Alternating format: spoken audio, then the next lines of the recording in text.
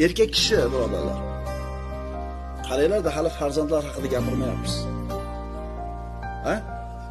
Agar tarbiya qilishlikda ayolingiz sizga sherik bo'lmasa, bolalarni islomiy tarbiya bilan tarbiyalashi kerakligi ayolingiz ham sizga yordamchi bo'lmaydigan bo'lsa, ishonavering, qo'lingizdan hech narsa kelmaydi.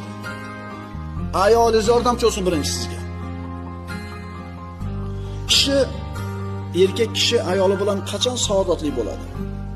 Nima qilsa saodatli bo'ladi? Ayoliga Robbisini tanitsa. Ayoli Robbisini tanisin, shundan keyin bu ayol o'zini erini baxtli qila oladi. Shundan keyin bu ayol erini qanaqa haqlari borligini biladi. Shundan keyin ayol Allohni tanigandan keyin erimni xizmatini qilsam, bu ibodat ekan. Erimni rozi qilsam, Allohning roziligiga yaqinlashaman ekan deydi, shunda erini xizmatida qoyim bo'ladi.